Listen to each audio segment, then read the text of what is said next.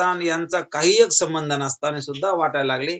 म्हणून भ्रम व्हायला काही सादृश्यताच लागती असा काही नियम नाही ना. म्हणजे आता आत्मा आणि हा देहादी प्रपंच कुठं सारखा आहे. पण तरी पण आत्म्याच्या ठिकाणीच जाती वाटते का नाही? आत्मस्वरूपाच्या ठिकाणीच जातीचा भ्रम व्हायला का नाही? म्हणून सूक्ष्म शरीर म्हणजे अंतःकरण, पंचप्राण, 10 इंद्रिय असा 16 समूह. म्हणून ह्या 16च्या समूहाला सूक्ष्म शरीर म्हणतात. म्हणून 10 इंद्रिये, पंचप्राण आणि अंतःकरण हे 16 मिळून काय? सूक्ष्म शरीर. म्हणून सूक्ष्म शरीर एकच असते. अनेक शरीरामध्ये स्थूल शरीर अनेक होऊन गेले, पण सूक्ष्म शरीर एकच असतं.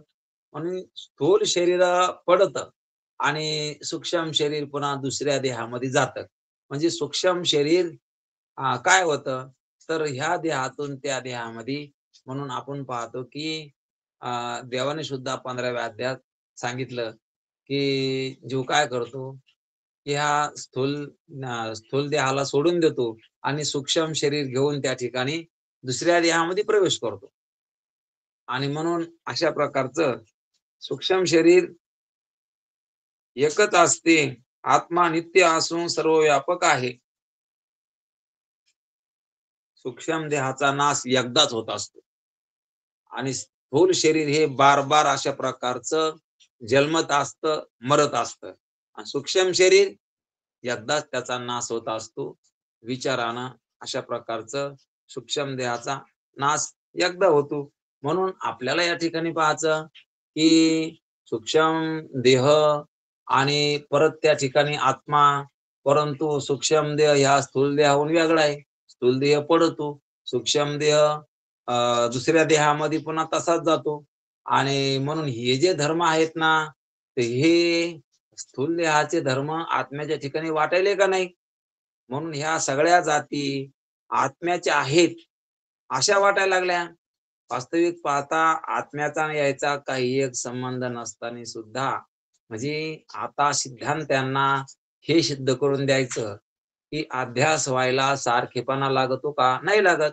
सारखेपणा नसताना सुद्धा अध्यास होऊ शकतो. कशा प्रकारचा? म्हणून त्यांनी दाखवून दिलं, की जसं आताच या ठिकाणी आपण बघितलं, की सादृश्य भ्रम कसा असतो, की जसं लांबट आकाराची दोरी आहे आणि सर्प सुद्धा लांब आहे. म्हणून त्या सर्पावर त्या दोरीवर सर्पाचा भ्रम व्हायला लागला. पण आता या ठिकाणी आत्मा आणि शरीर यांच्यामध्ये सारखेपणा नाही. आत्मा या ठिकाणी कसा आहे, शरीर कसं आहे. आत्मा ज्ञानमय पुण्यो, देहो मासमय असुची, तैर्योक्यम प्रपश्यन्ते, किमज्ञानमतः परम. कारण दोन्हीचं ऐक्य कसं शक्य आहे? आत्मा ज्ञानमय पुण्यो, आत्मा ज्ञान स्वरूप आहे. अशा प्रकारचे आत्मा नित्य आहे, सुखस्वरूप आहे. देह अनित्य आहे, दुःखरूप आहे, जड आहे. मग दोन्हीची ऐक्य कसं काय? परंतु आत्म्याच्या ठिकाणी देहाचा भ्रम व्हायला का नाही? म्हणून भ्रम व्हायला सादृश्यता दोष लागतो असं काही नाही. हे या ठिकाणी प्रमात्याच्या ठिकाणी कशा प्रकारचा भ्रम होतो, ते आपल्याला हे दाखवून द्यायला लागले. म्हणून हे दोषत्रय हे या ठिकाणी अध्यासाला कारण दोषत्रयच लागते असं काही नाही. हे या ठिकाणी आपल्याला सिद्ध करून द्यायला लागले. कोण द्यायला लागलं? तर सिद्धांती. पूर्व पक्षाला हे समजून सांगायला लागले. आणि मग अशा प्रकारचं समजून सांगताना पुढं या ठिकाणी ते सांगतील, की पहा दुसरं प्रमाण जन्य दोष कसा होतो? तर आता डोळ्यामध्ये काय झालेलं आहे, तर कावीळ नसताना सुद्धा आता डोळ्यामध्ये या ठिकाणी कावीळ झाला समजा एखाद्याच्या, पण शंख पिवळा नसताना सुद्धा पिवळा दिसायला का नाही? डोळ्यामध्ये कावीळ झाल्यामुळं शंख कसा आहे, तर शुभ्र आहे. पण शंख पिवळा वाटायला लागला. आता सादृश्य दोष त्या ठिकाणी कुठे? पण तरी पण आता शंख पिवळा दिसायला का नाही? म्हणून पुन्हा परत त्या ठिकाणी दुसरा दृष्टांत द्यायला लागले, की जसं एखाद्याला पित्त झालं, ताप जास्त वाढला, तर साखर गोड असते, पण तरी पण साखर कडू लागते का नाही? म्हणून साखर गोड असून सुद्धा साखर कडू लागते. मग का लागते? तर पित्त दोषामुळं. म्हणून पित्त दोष झाला म्हणजे ताप जर जास्त वाढला, तर गोड साखरच कडू लागायला लागली. डोळ्यामध्ये कावीळ झाला, तर शंख पांढरा शुभ्र असतो, पण तरी पण पिवळा दिसतो का नाही? म्हणून हे या ठिकाणी सादृश्य हे अशा प्रकारचं भ्रमाला कारण सादृश्यच दोष लागतो, असं काही नाही. कारण भ्रम या ठिकाणी सादृश्य दोषा वाचून सुद्धा होऊ शकतो. हे सिद्धांताला या पूर्व पक्षाला सिद्ध करून द्यायचंय. म्हणून या ठिकाणी त्यांनी पहिल्यांदाच सांगितलं, की आत्मा अशा प्रकारचा इतका वेगळा आहे ह्या देहादी प्रपंचाहून. तरी पण आत्म्याच्या ठिकाणी अ, हे सर्व काही ब्राह्मण आदी जाती वाटायला लागल्या. बरं. दुसरं परत पुन्हा सांगताना सांगितलं, की सूक्ष्म शरीर सुद्धा किती या ठिकाणी वेगळं आहे स्थूल देहाहून. आणि तरी पण या ठिकाणी स्थूल देहाचे धर्म हे आत्म्याच्या ठिकाणीच वाटायला लागले. म्हणून भ्रम व्हायला सादृश्यच लागत असं कुठे?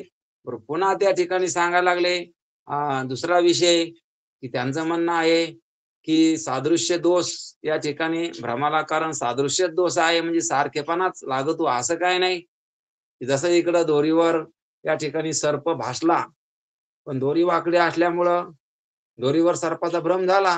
तसं या ठिकाणी प्रपंच आपल्याला भासायला लागला, की याला कारण सादृश्यच आहे असं काही नाही.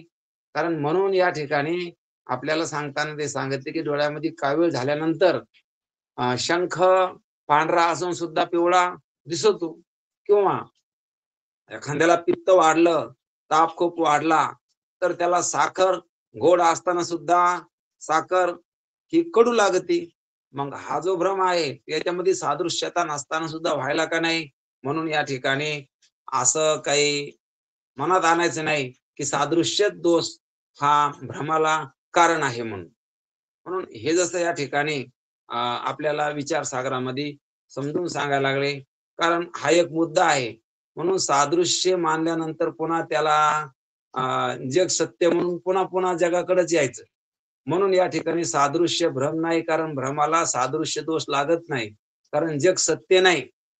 अध्यासाचा संभव त्या ठिकाणी सिद्धांती सांगायला लागले. परंतु पूर्व पक्षाला रवरव त्या ठिकाणी अध्यासाचा असंभव, अध्यास म्हणजे भ्रम. म्हणून त्यांना सिद्ध करून द्यायचं, की हे जग सगळं कसं आहे? भ्रम आहे. भ्रम आहे म्हणजे दिसत असतानाच जग नाही.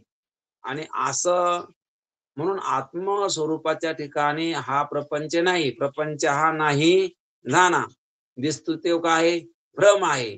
म्हणून या भ्रमातल्या वस्तूलाच आपण सत्य मानायला लागलो. परंतु आता पुन्हा हा पूर्व पक्षी या ठिकाणी शंका घेत असतो आणि त्याच्या शंकेचं निरसन सिद्धांती करायला लागले. मग आता परत त्या ठिकाणी परत सांगायला लागले, की जसं या ठिकाणी आपण पाहतो, की आता एखादा वैराग्य संपन्न पुरुष असतो. आता वैराग्यवान पुरुषाला लोभ असतो का? मग लोभ या ठिकाणी वैराग्यवान पुरुषाला लोभ नसतो. तर विषयासक्त पुरुषाला काय असतो? लोभ असतो. मग वैराग्यवान पुरुषाला लोभ नसल्यामुळं मग त्याला शिंपीवर रुपयाचा भ्रम तरी पण झाला का नाही? आणि म्हणून सादृश्यता दोष कुठे आहे? कारण त्याच्या संकल्पात सुद्धा या ठिकाणी अशा प्रकारचं मला संपत्ती असावं, असं नसतं. कारण वैराग्यवान पुरुष म्हणजे काय? सर्व त्या ठिकाणी त्याग बुद्धी असलेला, तर त्याला कोणत्याही प्रकारची या ठिकाणी जगाचा मोह नसतो. कारण या मोहातून जो पलकड गेला, असा पुरुष. परंतु त्याला सुद्धा शिंपल्यावर रुपयाचा भ्रम होत असतो. कारण त्याच्या मनात नसताना सुद्धा तसा भ्रम झाला का नाही? म्हणून सादृश्यतात ही भ्रमाला कारण आहे असं काही नाही. परत पुन्हा सांगायला लागले, की दुसरा दृष्टांत सांगताना, की सर्प असतो. तर सर्प ज्याला भीती आहे, त्यालाच सर्प या ठिकाणी दिसन, रज्जूवर असं काही नियम नाही. तर मांत्रिकाला सुद्धा एखाद्या वेळेस कारण मांत्रिक हा सापाला भीत नाही. पण तरी पण त्याला सुद्धा त्या दोरीवर सर्पाचा भ्रम होऊ शकतो. म्हणून काही सादृश्यच भ्रम लागतो. सादृश्य दोषच भ्रमाला कारण आहे किंवा दोषत्रयच हे भ्रमाला कारण आहेत, असं काही नाही. कारण भ्रम व्हायला हे दोषत्रयच लागत आहेत, असं नाही. असं सिद्धांताला या ठिकाणी सांगायचं. म्हणून आता दृष्टांत देऊन ते पटवून सांगायला लागले, की मांत्रिकाला सुद्धा जसा दोरीवर सापाचा भ्रम होऊ शकतो किंवा एखाद्या वैराग्यवान पुरुषाला सुद्धा लोभ नाही त्याच्या ठिकाणी, तरी पण त्याला त्या शिंपल्यावर रुपयाचा भ्रम होऊ शकतो. म्हणून दोष व्हायला काही सादृश्याचाच भ्रम लागतो, असं काही नाही. म्हणून या ठिकाणी सादृश्य हा भ्रमाला कारण आहे, हे या ठिकाणी यायना आता पटवून सांगायला लागले. आणि पुन्हा शेवटचा आणि महत्वाचा अशा प्रकारचा या ठिकाणी दृष्टांत देऊन आपलं मत आता सिद्धांती सिद्ध करून देते. म्हणून ते आपलं बघायचं. मग आता पुढे सांगायला लागले, की प्रमात्याच्या लोभ भयादी दोष अध्यास हेतू नाहीत हे सिद्ध झाले. आता प्रमात्याच्या ठिकाणी प्रमात्याचे लोभ भयादी, कारण प्रमाता म्हणजे जीव, जीवाच्या ठिकाणी लोभ आणि भयादी दोष अध्यास हेतू नाहीत हे सिद्ध झाले. म्हणून लोभ नसताना सुद्धा भ्रम होतो आणि भय नसताना सुद्धा भ्रम होतो. आता मांत्रिकाला भय नाही तरी पण भ्रम झाला आणि वैराग्यवानाला लोभ नाही तरी पण भ्रम झाला, की रुपयाचा भ्रम त्या शिंपल्यावर झाला. म्हणून भ्रम व्हायला लोभ भयादी दोषच लागतात, असं काय नाही. लोभ भयादी दोष नसताना सुद्धा भ्रम होतो. म्हणून हे जसं प्रमात्याला म्हणजे जीवाच्या ठिकाणी, म्हणून दोषत्रय सांगताना अध्यासाला कारण प्रमाण, प्रमाता, प्रमेय हे दोषत्रय नाहीत. अशा प्रकारचं हे सिद्धांताला पूर्व पक्षाला पटवून द्यायचे. आणि म्हणून आता पुढे सांगायला लागले, सर्व पुरुषांना रूपरहित आकाशाच्या ठिकाणी नीलत्वाचा अध्यास होतो. बरं सोडा, काही काहीला आता ह्यो त्या ठिकाणी दृष्टांत जबरदस्त दृष्टांत या ठिकाणी अध्यात्मामध्ये आकाशाचा दिलेला आहे. कारण आता हा दृष्टांत इतर भ्रम जे आहेत ते कोणाकोणाला होते तर कोणाकोणाला होत नाही. परंतु हा जो भ्रम आहे तर हा सर्वांनाच होतो. म्हणून आकाश निळ आहे, तर आकाश निळ आहे असा भ्रम कोणाला होत नाही, तर सर्वांनाच होतो. आणि बरं सर्वांना होतो. बरं पहिल्यानं सुद्धा पहिल्या पिढीत सुद्धा हा भ्रम होता, की आकाश निळ आहे असं त्या ठिकाणी हा भ्रम होता. म्हणून आपल्याला पाहायचं, की आकाश निळ आहे असं कोणाला दिसत नाही. सगळ्यांना आकाश निळच आहे असंच दिसतं. परंतु आकाश रंगरहित असणार, त्याला रंग नाही, रूप नाही. परंतु त्याच्या ठिकाणी सर्वांना हा सामुदायिक भ्रम, कारण सर्वांनाच भ्रम व्हावा लागला, की आकाश कसं आहे, तर निळ आहे. म्हणून आपल्याला या ठिकाणी पाहायचं, प्रमाण दोषही अध्यासाच हेतू नाही हे सिद्ध झाले. आता पहा, म्हणून प्रमाण दोष सुद्धा अध्यासाच हेतू नाही हे आपण बघितलं. प्रमाता दोष सुद्धा अध्यासाच हेतू नाही हे बघितलं. आणि आता पुन्हा प्रमाण दोष अध्यासाच हेतू नाही हे सिद्ध झाले. हे सगळं काही दोषत्रय अध्यासाला हेतू नाही हे या ठिकाणी आता सिद्धांतानं सांगितलं.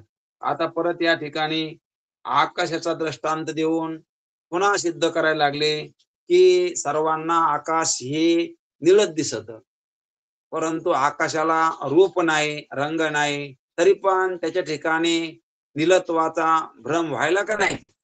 कारण आकाश निळ नसून सुद्धा निळ वाटायला का नाही? म्हणून त्या ठिकाणी सादृश्य कुठे? आता ह्यो निळा रंग हा दिसणार आहे आणि आकाश कसा आहे, न दिसणार आहे. निळ्या रंगाला काहीतरी रूप आहे, आकार आहे, परंतु आकाशाला काय आहे, तर रूप नाही. रूपरहित आकाशाच्या ठिकाणी नीलत्वाची भ्रांती व्हायली का नाही? पण एकाला व्हायली का? सर्वांना व्हायला लागली. म्हणून अशा प्रकारचा हा भ्रम नाही का? म्हणून या ठिकाणी हा खूप महत्वाचा दृष्टांत आहे. कारण सर्वांना आकाशाच्या ठिकाणी नीलत्वाचा भ्रम व्हायला लागला. आणि म्हणून हे सांगताना आकाशाच्या ठिकाणी नीलतेचा जो अध्यास होतो ना, त्यामध्ये सादृश्य दोषाचा अभाव आहे. अभाव आहे म्हणजे सादृश्य दोष त्या ठिकाणी नसताना सुद्धा, अभाव म्हणजे त्या ठिकाणी सादृश्यता नाही, सारखेपणा नाही. सारखेपणा नसताना सुद्धा आकाशाच्या ठिकाणी नीलत्वाचा भ्रम व्हायला का नाही? म्हणून आकाश निळच आहे असं वाटायला का नाही? म्हणून सादृश्य अशा प्रकारचा भ्रम व्हायला लागला आकाशाच्या ठिकाणी. म्हणून भ्रम व्हायला सादृश्य दोष लागतो असं काही नाही. सादृश्य नसताना भ्रम होतो. अशा प्रकारचे असं सुद्धा होऊ शकतं, की सादृश्यच लागत असं काही नाही. सादृश्य नसताना सुद्धा भ्रम होऊ शकतो. म्हणून आकाशाचा दृष्टांत हा सर्वांच्या परिचित आणि सर्वांना माहीत असणारा. पण बाकीचे भ्रम जे आहे, आता याच्यामध्ये काय फरक पडला? तर बाकीचे भ्रम कोणाला होते आणि कोणाला होणार नाहीत. पण आकाश निळं आहे, हा भ्रम या ठिकाणी प्रत्येकाला आहे का नाही? कारण आकाश रूपरहित आहे, पण तरी पण त्याच्या ठिकाणी आकाश निळं आहे, असा भ्रम प्रत्येकाला व्हायला लागला. म्हणून अशा प्रकारचा दृष्टांत देऊन पुढं त्याच्या शंकेचं समाधान त्या ठिकाणी सांगायला लागले. प्रमाण दोषाचा, प्रमार्तू दोषाचाही अभाव आहे. कोणताही दोष नसताना आकाशाच्या ठिकाणी नीलतेचा अध्यास होतो. कारण काही प्रमाण दोष म्हणजे काही सारखेपणा नाही तिथं, किंवा प्रमातू दोष नाही म्हणजे कोणताच दोष नसताना सुद्धा आकाशाच्या ठिकाणी भ्रम व्हायला लागला. म्हणून सादृश्यता दोष म्हणजे सारखेपणा नाही. म्हणून दोषत्रय नसताना सुद्धा भ्रम होऊ शकतो, हे या ठिकाणी सांगायचं. तसा आत्म्याच्या ठिकाणी कोणताच दोष नसताना बंधाचा अध्यास संभवनीय आहे. मग आत्मस्वरूपाच्या ठिकाणी कोणताच दोष नसताना सुद्धा भ्रम संभवनीय आहे. म्हणून अशा प्रकारचा भ्रम होतो, हे त्यांना सांगायचं.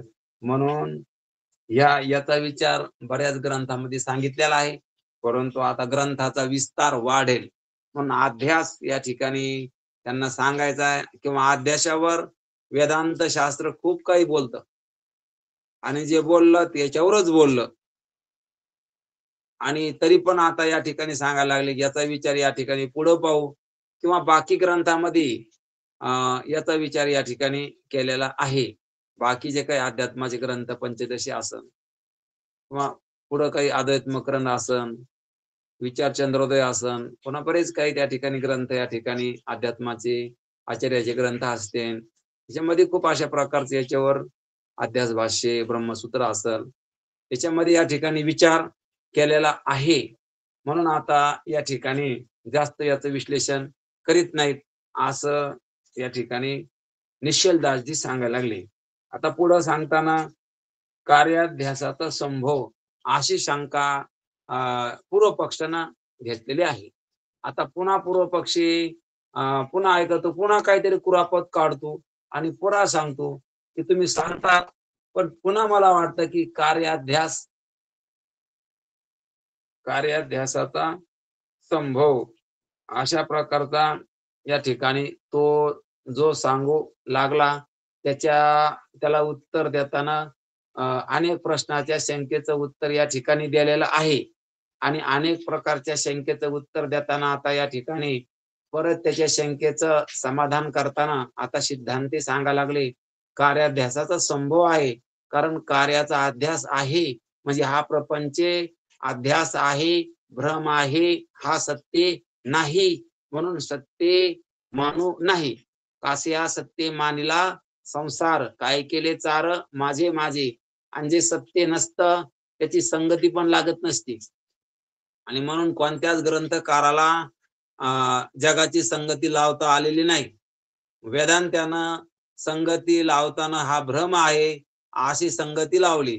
म्हणून भ्रमातल्या वस्तूची संगती लागत नसती. जसं वारुळामधला सर्प कुठून आला हे सांगता येईल, परंतु रज्जूवर भासलेला सर्प त्याची संगती लागणार नाही, तर तो भ्रम आहे. अशा प्रकारचं ध्यानात घ्यावं लागेल. तसं हे जग सुद्धा कसं आहे, भ्रम आहे, खोटं आहे, याची संगती लागणार नाही. आणि म्हणून या जगाची संगती लावली वेदांत्यानं, आणि वेदांत्यानं जग मिथ्या आहे असंच सांगितलं. म्हणून या ठिकाणी अध्यासाचा संभव. म्हणून आता पुढे सांगायला लागले या ठिकाणी आता इथपर्यंत ही शंका एक मिटली. कोणती? कार्याध्यासाचा असंभव असं जो काही या ठिकाणी पूर्व पक्षी सांगू लागला, तर सिद्धांत्यानं शेवटी आकाशाचा दृष्टांत देऊन कार्याध्यासाचा संभव या ठिकाणी शंकाचं समाधान केलेलं आहे. आता दुसरी शंका आहे की कारणाध्यास. आता कारणाध्यास म्हणजे कार्य ज्याच्यामुळं ज्याच्या असण्यानं कार्य होतं, ज्याच्या नसण्यानं कार्य होत नाही, त्याला कारण म्हणायचं. कारण कारणाची व्याख्या आपण पाहिलेली. ज्याच्या असण्यानं कार्य होत, ज्याच्या नसण्यानं कार्य होत नाही, त्याला काय म्हणायचं? तर कारण म्हणायचं. म्हणून या ठिकाणी सांगताना आता कारण कोणाला म्हणायचं? अज्ञान. कारण याचं मूळ काय आहे? मूळ अज्ञान तो लटके याचे कार्य हे केतुके देवी आवास हा क्षणिके रिताची गा. म्हणून या ठिकाणी अज्ञान सुद्धा खोटं आहे. म्हणून आता कारणाध्यास सांगायला लागले, म्हणजे अज्ञान याचं जे कारण आहे. म्हणून इकडे सुद्धा पंचकारणामध्ये आपण बघतो की स्थूल आणि सूक्ष्माचं कारण काय आहे? तर कारण देह, म्हणजे कारण रूप प्रपंच. आणि तो कारण देह कशाला म्हणले? कारण कशाला म्हणले? अज्ञानाला म्हणले. या ठिकाणी सुद्धा आता त्याचा पण काय आहे? तर कारणाध्यासाचा संभव आहे. म्हणजे या ठिकाणी कारणाध्यास सांगताना अज्ञानाला कारणाध्यास म्हणले आणि त्याचा संभव म्हणजे जसं कार्याध्यास आणि कारणाध्यास, म्हणजे हा सुद्धा काय कार्याध्यासावरून कारणाध्यास म्हणजे अज्ञान मानावं लागतं. म्हणून अज्ञान विपरीत ज्ञानामुळे अज्ञान मानावं लागतं. अज्ञान अनुमानानं आहे. जसं हा माणूस वेडा आहे, त्याचा वेडेपणा दिसला का, तर त्याच्या वागण्यावरून हा वेडा आहे अशा प्रकारचं समजून घ्यावं लागतं. म्हणून या ठिकाणी सांगताना आता आपल्याला बघायचं, विशेष करून अज्ञान वस्तूच्या ठिकाणी अध्यास होतो. अज्ञात वस्तूच्या ठिकाणी अध्यास होतो. अज्ञात जी ज्ञात नाही तिला काय म्हणायचं? जी माहित नाही त्याच्या ठिकाणी अध्यास होतो. आत्मा स्वयंप्रकाश आहे म्हणून त्याच्या ठिकाणी अज्ञान संभवत नाही अशी शंका या ठिकाणी उपस्थित केली पूर्व पक्षानं. अज्ञात वस्तूच्या ठिकाणी अध्यास होतो. म्हणून ज्या वस्तू ज्ञात नाहीत, जिचं ज्ञान नाही, त्या वस्तूच्या ठिकाणी जी माहित नाही त्याचा अध्यास होतो. पण आत्मा कोणाला माहित नाही. म्हणून आत्मा स्वयंप्रकाश आहे म्हणून त्याच्या ठिकाणी अज्ञान संभवत नाही. आता आत्म्याच्या ठिकाणी अज्ञान कसं संभवन? की बाकी पदार्थ, बाकी वस्तू ज्या अज्ञात आहेत, ज्या माहित नाहीत, तिथं त्या ठिकाणी अज्ञान संभवतं. पण आत्मा कसा आहे? स्वयंप्रकाश आहे. मग आत्म्याच्या ठिकाणी अज्ञान कसं राहील? राहू शकत नाही. अशी शंका या ठिकाणी पूर्व पक्षानं घेतली. ही शंका पूर्व पक्षानं घेतली. आता काय सांगायला लागले ते? आत्मस्वरूपाच्या ठिकाणी अज्ञान राहू शकत नाही. आता यायनं सांगितलं की अज्ञानाचा संभव म्हणजे कारणाध्यास. अज्ञानाला काय म्हणले? कारणाध्यास म्हणजे अज्ञानाचा संभव आहे. परंतु पूर्व पक्षी सांगायला लागला की आत्मस्वरूपाच्या ठिकाणी अज्ञान राहू शकत नाही. महत्वाचा विषय. कारण म्हणून काही विषय आपल्याला त्या ठिकाणी लक्षात आले पाहिजे. म्हणून या ठिकाणी आत्मस्वरूपाच्या ठिकाणी अज्ञान संभवत नाही असं कोण सांगायला लागलं? पूर्व पक्ष मानायला लागला. आणि तो म्हणतो बरं पुन्हा आत्मा कसा आहे? स्वयंप्रकाश आहे. स्वयंप्रकाश आहे म्हणजे त्या ठिकाणी त्याला दुसऱ्याच्या प्रकाशाची गरज नाही. त्याला जाण्यासाठी दुसरा लागतो का? नाही लागत. तो स्वतःला जाणणार आहे. आणि सगळं सुद्धा म्हणजे सगळं आपल्यालाच कळतं ना, आपण सुद्धा आपल्यालाच कळतो. म्हणजे आपल्याला जाणायला पुन्हा दुसरं काही लागत नाही. म्हणजे आत्मा कसा आहे? स्वयंप्रकाश आहे. स्वतः सिद्ध आहे.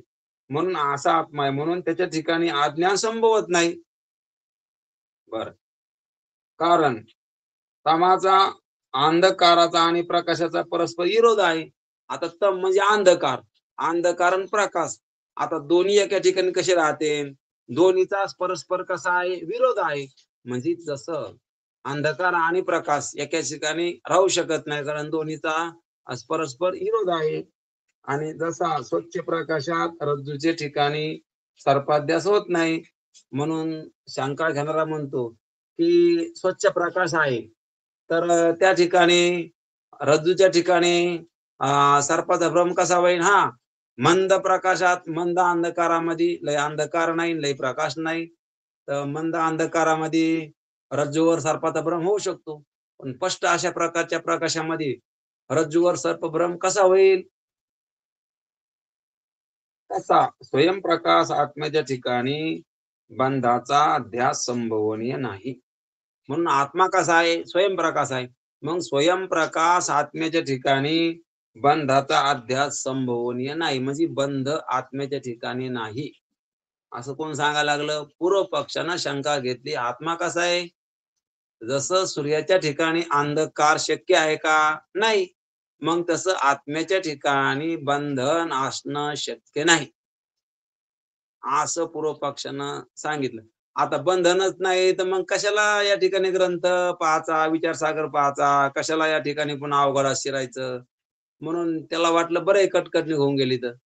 म्हणून अशा प्रकारचं, म्हणून तो सांगतो की आत्म्याच्या ठिकाणी बंधन मुळीच नाही. आता इथं समाधान करताना शंकेचं समाधान आपण बघू.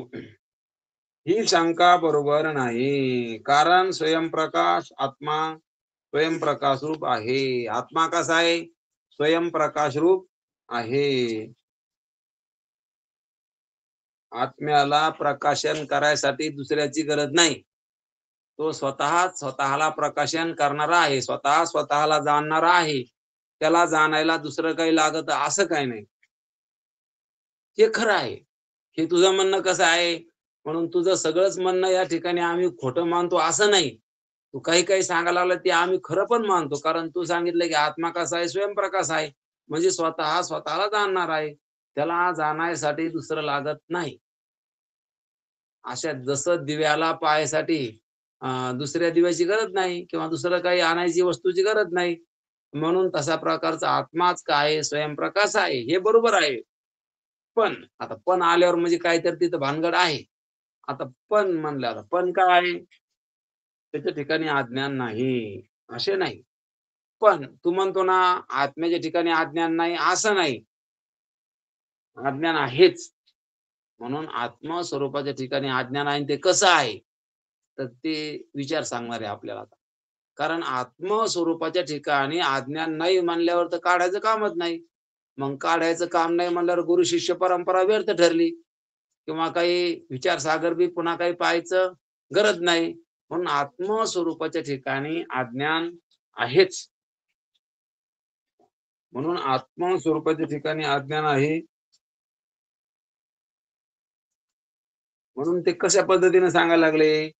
पण त्याचा तो प्रकाश म्हणजे ज्ञान, शास्त्रात ज्याला सामान्य ज्ञान म्हणतात, ते आत्म्याच्या ठिकाणी असणाऱ्या अज्ञानाच्या विरोधी नाही. आता सामान्य ज्ञान आणि विशेष ज्ञान हे दोन प्रकारचे ज्ञान आहेत. हे आपल्याला विचारसागरात आपण बघणार आहेत पुढे सुद्धा, आणि आता सुद्धा तो विषय आलेला आहे, की सामान्य ज्ञान हे अज्ञानाच्या विरोधी नसतं. म्हणून हे लक्षात ठेवायचं असतं, की सामान्य ज्ञान अज्ञानाच्या विरोधी नाही, आणि विशेष ज्ञान हे अज्ञानाच्या विरोधी आहे. बरं कसं आहे? की जसं आग पेटीमध्ये त्या ठिकाणी अग्नी नसतो का? पण त्या आगपेटीला जाळतो का त्यो? मग तिथं अग्नी नाही का? किंवा प्रत्येक लाकडामध्ये अग्नी नाही का? आहे. पण कोणता अग्नी आहे? तर सामान्य रूपानं अग्नी आहे. बरं. मग त्यात जर घर्षण झाल्यावर तो त्या ठिकाणी अ, जाळतो का नाही? मग तशा प्रकारचं विशेष रूपाने प्रगट झाला, की मग तिथं त्या ठिकाणी ते इंधन राहत नाही. आणि म्हणून प्रत्येक इंधनात काय आहे? अग्नी आहे. पण विशेष रूपानं नाही, सामान्य रूपानं आहे. म्हणून सामान्य रूपानं अग्नी आहे. विशेष रूपानं प्रगट झाल्यावर त्या ठिकाणी इंधन ठेवीत नाही. तसं मग या ठिकाणी सांगायला लागले, की इथं सामान्य रूपानं काय आहे? तर आत्म्याच्या ठिकाणी अज्ञान सांगायला लागले ते. आता इथं आपल्याला बघायचं खूप महत्वाचा विषय. म्हणून आत्म्याच्या ठिकाणी अज्ञान नाही असं नाही. तर पहा ते सांगायला लागले जसं लाकडामध्ये अग्नी आहे, पण विशेष रूपानं अग्नी प्रगट झाल्यावर लाकूड राहत नाही. हां, मग तशा प्रकारचं या ठिकाणी सांगायला लागले, की अज्ञान आहे, पण त्याचा तो प्रकाश म्हणजे ज्ञान, शास्त्रात ज्याला सामान्य ज्ञान म्हणतात, ते आत्म्याच्या ठिकाणी असणाऱ्या अज्ञानाच्या विरोधी नाही. म्हणून सामान्य ज्ञान हे अज्ञानाच्या विरोधी नसते. पहा, जसं लाकडातला अग्नी हा लाकडाला जाळीत नसतो. म्हणून ध्यानात ठेवायचं की सामान्य ज्ञान हे अज्ञानाच्या विरोधी नाही. म्हणून जसं जर विरोधी असते तर आत्म्याच्या ठिकाणी विरोधी असते तर सुषुप्तीमध्ये म्हणजे झोपेमध्ये मी काही जाणत नव्हतो. अशी आत्मस्वरूपाच्या ठिकाणी अज्ञानाची प्रतीती येते, ती आली नसती. अज्ञान नसतं तर झोपेमध्ये उठल्यावर मी काही जाणत नव्हतो, अशी अज्ञानाची प्रतीती आहे का नाही? म्हणून आपण रात्री सुषुप्तीमधून झोपेतून उठल्यानंतर मला काही कळत नव्हतं, अशा प्रकारची अज्ञानाची प्रतीती यायली का नाही? म्हणून अज्ञान या ठिकाणी मानावं लागतं. ती आत्मस्वरूपाच्या ठिकाणी अज्ञानाची प्रतीती येते, ती आली नसती. या प्रतीतीवरून अज्ञान आत्मस्वरूप ज्ञानाचा विषय आहे असे ठरते. या प्रतीतीवरून आत्मस्वरूप ज्ञानाचा विषय आहे असे ठरते. सुषुप्तीकाली अज्ञानाचे प्रत्यक्ष ज्ञान आहे, म्हणून जागृतीत अज्ञानाची व सुखाची स्मृती आहे. आता सुषुप्ती काळात म्हणजे झोपेमध्ये अज्ञानाचं प्रत्यक्ष ज्ञान आहे. म्हणजे मला काही कळत नव्हतं, पण तिथं काही सांगता येत नाही. जागा झाल्यावर आपण सांगतो, की मला काही कळत नव्हतं. म्हणून प्रत्यक्ष ज्ञान आपल्याला आहे. सुषुप्तीमध्ये अज्ञानाचं काय आहे? प्रत्यक्ष ज्ञान आहे. म्हणून आपण जागृतीमध्ये सांगतो, की मला काही कळत नव्हतं, मी सुखानं झोपलो होतो. म्हणून सुखाची स्मृती आहे. आणि अज्ञान सुद्धा मला काही कळत नव्हतं हे सुद्धा आपण कबूल करतो. म्हणून आत्मस्वरूपाच्या ठिकाणी अज्ञान आहे. स्मृती पूर्वानुमता वाचून केव्हाही होत नाही. असा नियम आहे. कारण आता स्मृती म्हणजे स्मरण हे पूर्वानुभवा वाचून, कारण पूर्वीच्या अनुभवा वाचून या ठिकाणी स्मरण होत नाही. पूर्वी काहीतरी गोष्टी अनुभवल्या, आपण काहीतरी बघितलं, मग त्याचं आपलं स्मरण होतं. काहीतरी खाल्लं, त्याचं स्मरण होतं. जे पाहिलंच नाही त्याचं स्मरण होईल का? म्हणून या ठिकाणी सांगितलं, पूर्व अनुभवा वाचून केव्हाही होत नाही स्मृती. स्मरण हे पूर्व अनुभवा वाचून होतच नाही, असा नियम आहे. यावरून सुषुप्तीमध्ये सुखाची आणि अज्ञानाची प्रत्यक्ष प्रतीती होते. म्हणून सुषुप्तीमध्ये आपल्याला प्रतीती व्हायला लागली. कशाची? सुखाची आणि अज्ञानाची. मी सुखाने झोपलो होतो आणि मला काही कळत नव्हतं. मी सुखाने झोपलो होतो ही अज्ञानाची आणि मी सुखाने झोपलो होतो ही सुखाची प्रतीती आणि मला काही कळत नव्हतं ही अज्ञानाची प्रतीती. मला काही कळत नव्हतं. हे असं प्रकारचं अज्ञान आपल्याला या ठिकाणी प्रत्यक्ष त्या ठिकाणी होतं. याची स्मृती आपण सांगतो आणि सुखाची सुद्धा स्मृती सांगतो, की मला आनंदाने झोप लागली होती. मी त्या ठिकाणी सुखानं झोपलो होतो. म्हणून त्याची जागृतीमध्ये स्मृती होते. म्हणून तेच आपण जागा झाल्यावर सांगतो. जागृती सुखाचे आणि अज्ञानाचे प्रत्यक्ष ज्ञान नाही. आता प्रत्यक्ष कुठं ज्ञान आहे? स्मृती आहे. स्मृती आणि प्रत्यक्ष. म्हणजे स्मृती म्हणजे मागचं स्मरण आणि प्रत्यक्ष म्हणजे आता कळालं ते. म्हणून त्या स्मृती आपण आता सांगायला लागलो, की मागं मी सुखाने झोपलो होतो झोपेमध्ये आणि मला काही कळत नव्हतं. म्हणजे अज्ञानाची आणि सुखाची स्मृती या ठिकाणी आहे आणि ते आपण आत्ता सांगायला लागलो. म्हणून आता इतकं त्याला कसं काय पाखडावं लागलं?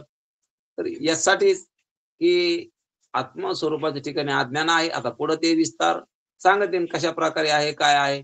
परंतु या ठिकाणी आहे म्हणून या ठिकाणी सांगायला लागले, जागृतीत सुखाचे आणि अज्ञानाचे प्रत्यक्ष नाही.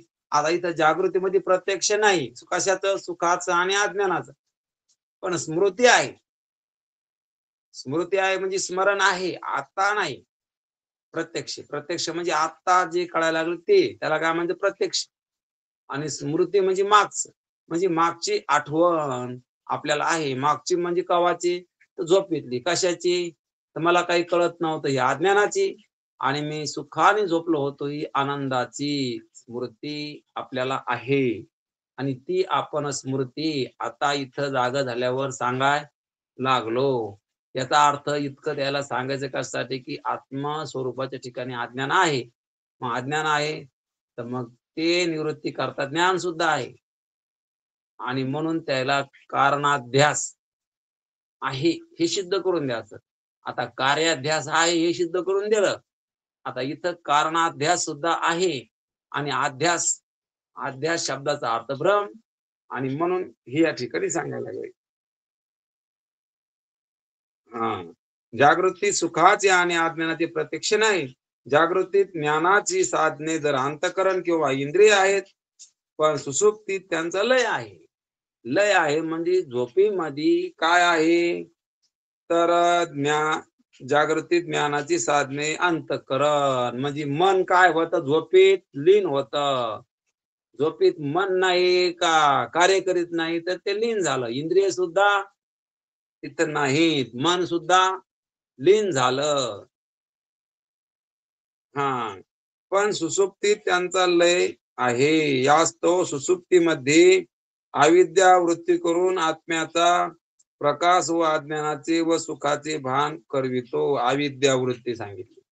पहा, ही अविद्या वृत्ती. म्हणून याचा विश्लेषण आपल्याला पुढं 4थ्या तरंगामध्ये याच्याविषयी या ठिकाणी खूप विश्लेषण येणार आहे.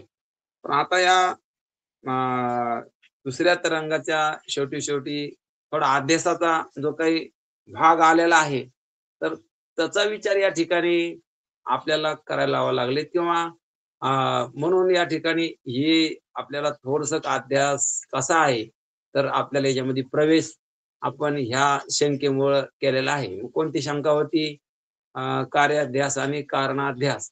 म्हणून जो काही शिष्यानं किंवा पूर्व पक्षानं त्याचा असंभव असा जो काही सांगितला होता, तर याच्यामध्ये कार्याध्यासाचा संभव आहे, हे सिद्धांत त्यानं पटवून दिलं अनेक दृष्टांतानं.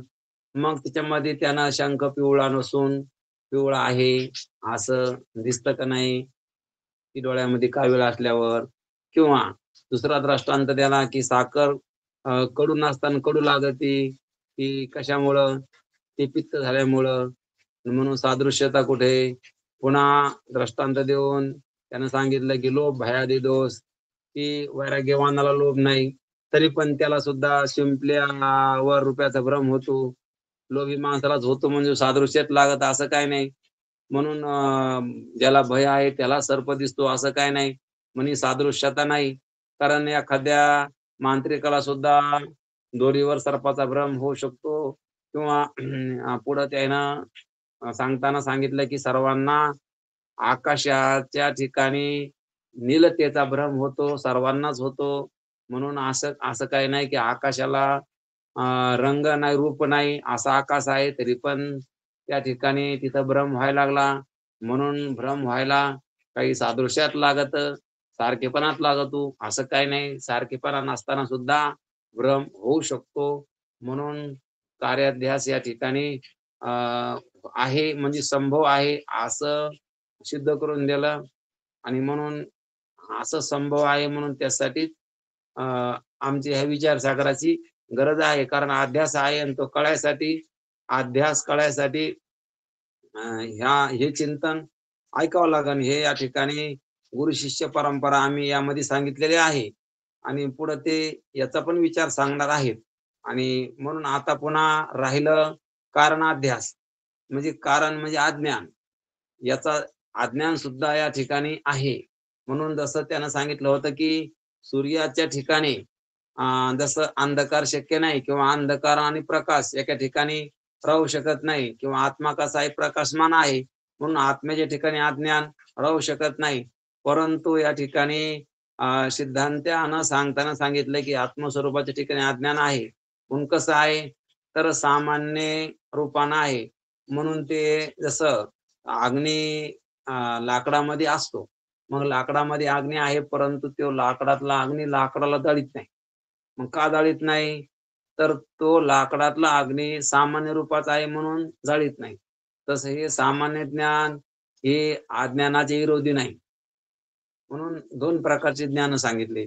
एक सामान्य ज्ञान आणि एक विशेष ज्ञान. म्हणून याचं सुद्धा या ठिकाणी जास्तीचं माहिती 4थ्या तरंगामध्ये येणार आहे. पण या ठिकाणी थोडा-थोडा विषय त्यानं घेताना थोडं सामान्य ज्ञान आणि विशेष ज्ञान याचं पण थोडंसं माहिती या ठिकाणी दिलेली आहे. किंवा याचा पण विषय या ठिकाणी आलेला आहे, की सामान्य ज्ञान हे अज्ञानाचे विरोधी नाही. आणि विशेष रूपानं ज्ञान प्रगट झालं, की ते मग अज्ञानाचे विरोधी आहे. जसं लाकडाचं घर्षण झालं, तर मग त्यावर जर अग्नी प्रकट झाला, तर मग तोच अग्नी लाकडाला जाळून टाकेल. मग तशा प्रकारचं विशेष ज्ञान उत्पन्न झालं, की मग ते अ, या ठिकाणी अज्ञानाचा नाश करतं. आणि सामान्य ज्ञान हे अज्ञानाचे विरोधी नसतं. ही गोष्ट महत्वाची आहे. आणि म्हणून लक्षात घ्यायची, म्हणून शब्दाचे उपकार आहेत. शब्द महत्वाचा आहे. म्हणून कुठं कोणता शब्द या ठिकाणी योजावा, हे सुद्धा आपल्याला लक्षात आलं पाहिजे. म्हणून नारायण महाराज डॉक्टर बाबा हे दृष्टांत देत असते. तर ते सांगत असते, या गावामध्ये पाटील होते आणि त्या पाटला पाटील जास्त बोलत नव्हते आणि बोलत नसल्यामुळं त्या ठिकाणी न्याय करायचे गावातला.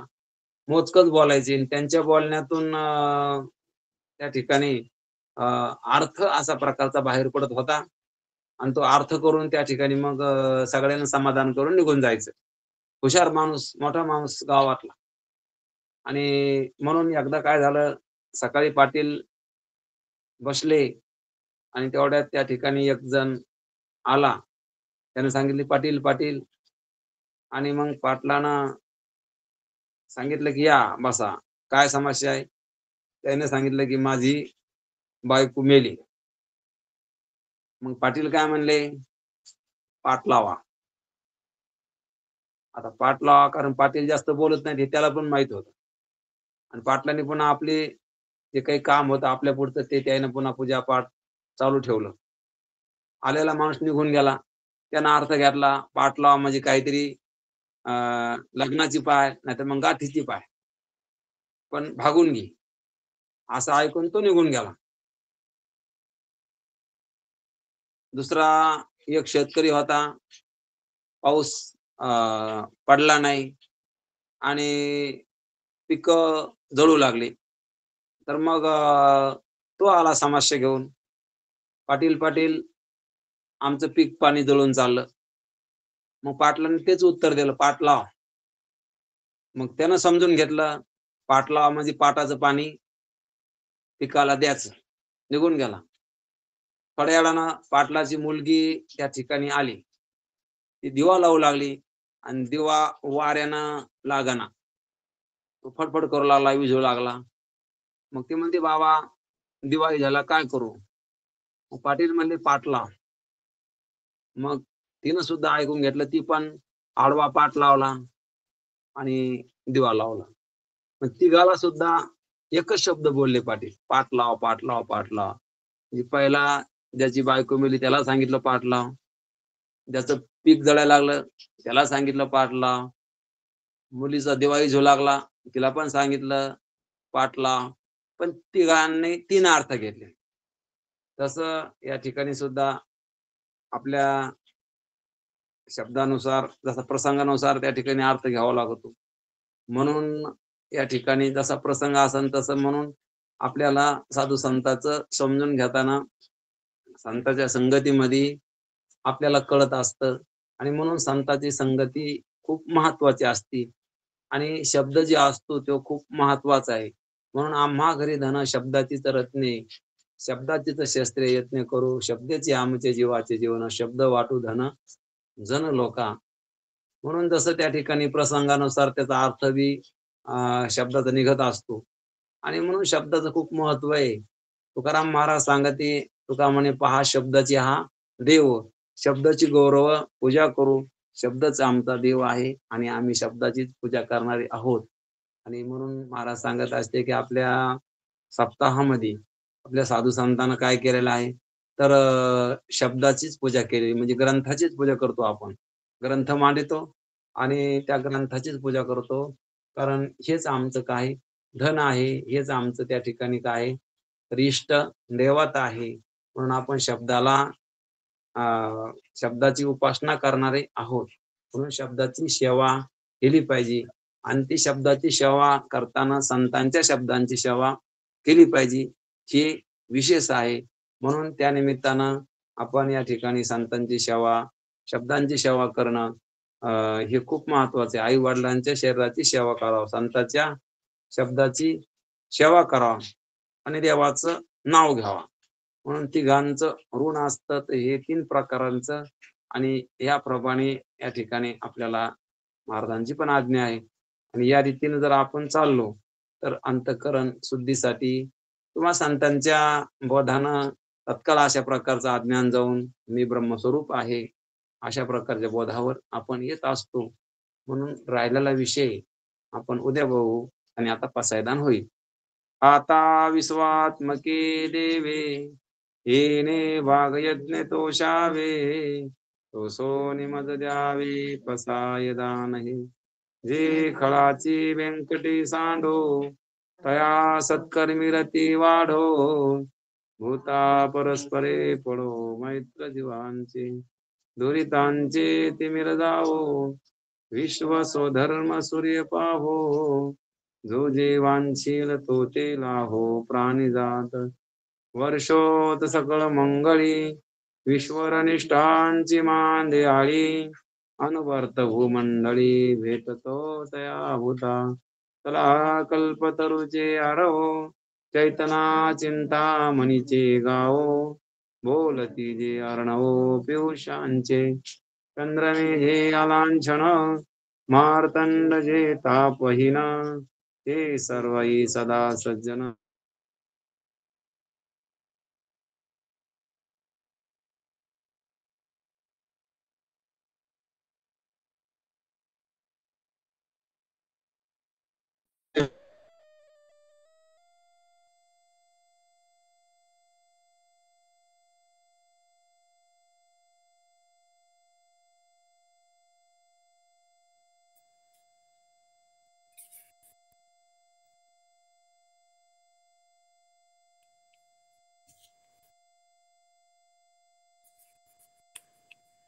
हे बारीक झालं आवाज. हरिओम महाराज. हरिओम हरिओम. जय हरी. रामकृष्ण. जय हरी महाराज. जय हरी जय. रामकृष्ण हरी महाराज. रामकृष्ण हरी. जय हरी महाराज. जय हरी जय. कधी आले? रामकृष्ण हरी महाराज. सर्वांना रामकृष्ण. चालू. जय हरी जय.